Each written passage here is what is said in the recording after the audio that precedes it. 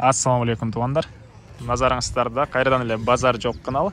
Бүгүн мен Бишкек шаарынын түштүк батышы Алаттоо 3 конушунда турам. Ушул жерден бир сатылуучу үй бар экен. Азыркы чыгарылышта сиздерге ошол жөнүндө маалымат бермекчимин.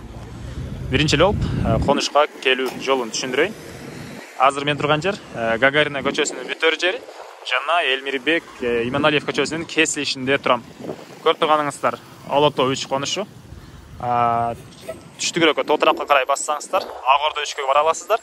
Бир аз Гагарина көчөсү менен чыгышты карай басып кетсеңиздер, Агордо 2 жана Агордо, Агөргө конуштарына бара аласыздар. Түндүк тарапты карай бассаңыздар, Ваян Антоновка, Новопавловкага бара аласыздар туугандар. Биздин сатылуучу үй ушул Элмирбек Иманалиев жана Гагарина көчөсүнүн кесилишинен бир аз оң тарапка карап басып, Эркин тоо 12-чи көчө менен түз 900 метр батышты карай басып барганда ошол эң аяк тарабында жайгашкан туугандар, 900 метр аралыкта. Азыр сиздер видеого лайктан басып, өз оюңуздарды комментарийге жазып туруңуздар. Калган маалыматтарды видеонун жүрүшүндө берем. Анан айта кетчү нерсе, бул жерге көптөгөн эле маршруткалар келет. 173, 169, 254, 275 автобус, көптөгөн маршруттар келет. Эркин тоо 12-чи көчө менен батышты карай 900 метрдей басып келип калам туугандар. Ушул жерге келгениңиздерде мондай шагал төшөлгөн көчө бүтөт. Бир чоң мондай өйдө тап кеткен көчө менен Эркин тоо көчөсү кесилишет туугандар. Сиздер эч жака бурулбайсыздар. Ушул эле жерден дагы батышты карай 50 метрдей басып барсаңыздар, сол тарапта тагыраак айтканда катардагы экинчи үй өткөндөн кийин ушул көчөнүн сатылуучу үй болуп калат бул жерден. Анан ушул жерге чейин 275-чи маршрутка келет экен. Мынакей туугандар, 275-чи маршрутка кайрылган жерден 50 метр эмес, даже 30 метрдей эле бастык. Оң тарапта мына сатылуучу үйүбүз жайгашкан. Көчө тараптан көрүп турганыңыздардай пескоблок менен тосулуптур. Суу, свет, отопление баары бар экен. Окей.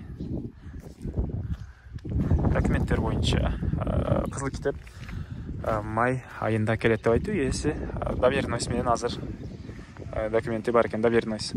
Андан ары бул коросунун көрүнүшү, жерин аянты 4,5 соток. Окей.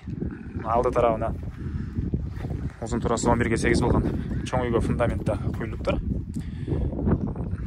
Анан суу, свет, отопление бар, канализация эмеге куюлат, септикке куюлат.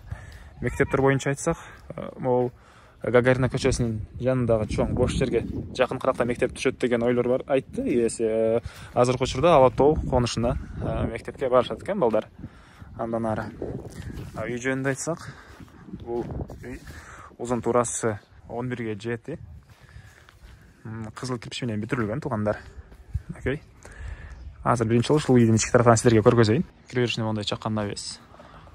Бул үйдүн негизги эшиги туугандар, мынакей.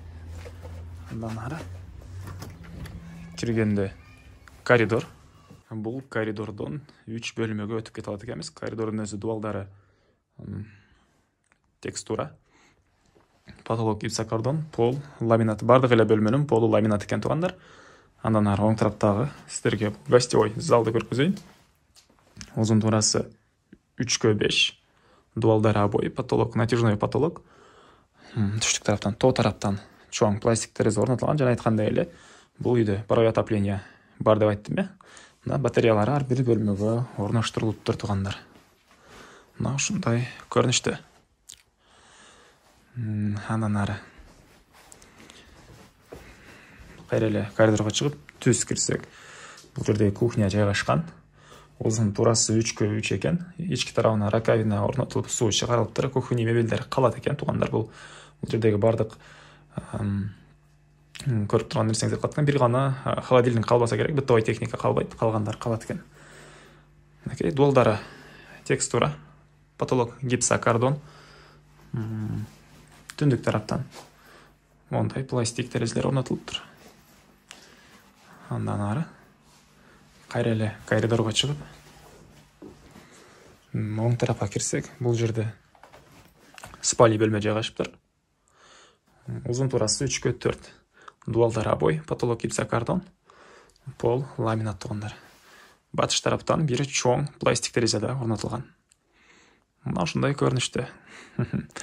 Андан ары кайра эле коридорго чыгып, түз бассак, бул жакта душ, ванна жайгашкан. Светинин кайсы жактан жандырат экен? Байкалдым. Окей. Дуалдары кафель, потолок пластика. Бул жактан бери форточка орнотулган. Бул көрүп турганыңыздар, мына ваннанын көрүнүшү мына ушундай. Ички тараптан раковина орнотулуп, суда чыгарылыптыр. Мына ушундай көрүнүштө калган маалыматтарды көрүп өзүңүздөр байкап Пол кафель туугандар. Кече күнү бир үй татып атып, кафель бурус жатканы кафельге алмаштырып алыптын аталышын. Элдин бар күлүп комментарий жазаткан. TikTok'то болчу ал бир окчу. Шашылып сүйлөп калдым да TikTok'ко 1 мүнөткө чейинки маалымат бергенге. Мен кайра эле үйдүн коробосундамын туугандар.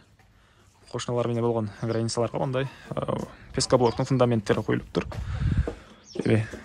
Калган бардык маалыматтарды деле бердим окшойт. Баасыны $28,000 деп атышат. Сүйлөшүүлөр болот. Эсин номерин экранга калтырамыз. Звонок кылып сүйлөшүп көрүңүздөр, сүйлөшүүлөр болот. Негизги маалыматтарды дагы бир жолу кайталай кетейин. Бул үй кызыл кирпич менен бүтүрүлгөн. Узун туурасы 7/11.